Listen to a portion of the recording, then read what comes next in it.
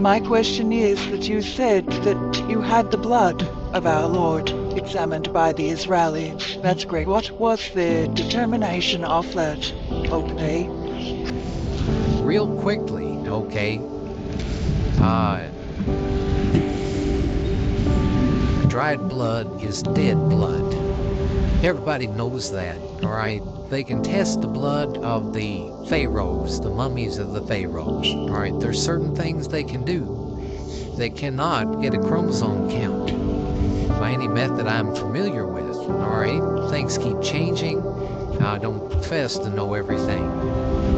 However, there's no way I know that you can get a chromosome count out of dead blood. You can get a DNA and some other things, but not a chromosome count, all right? That's done by living white blood cells.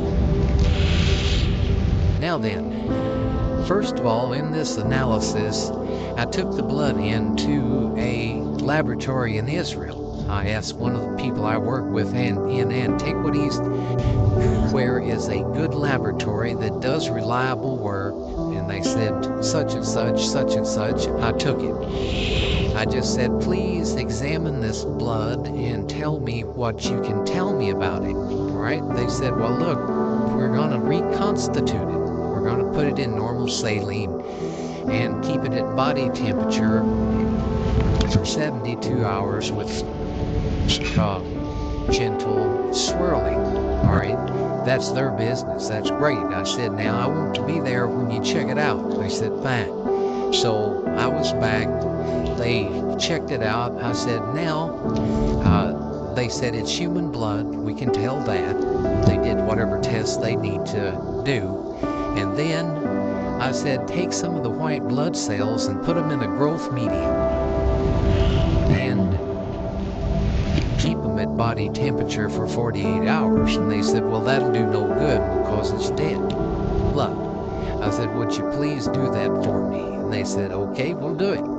So anyway, I said, I want to be there when you take it out and examine it. So I was back there. They took it out, examined it under a microscope, and the one technician called the other one over there, and then they called the boss over there, and they were talking Hebrew a mile a minute there for a little bit. And they looked at me and they said, Mr. Wyatt, this human blood only has 24 chromosomes in it.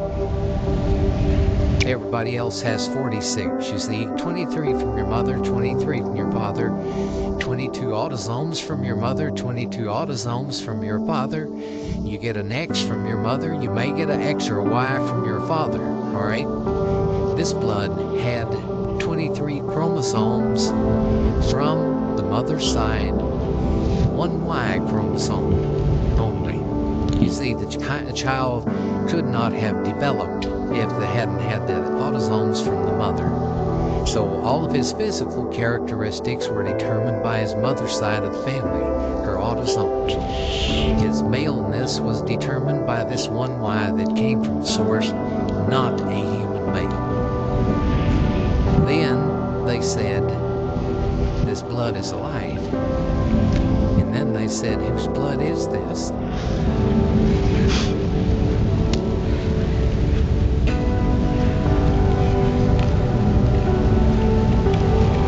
I said, it's the blood of your Messiah.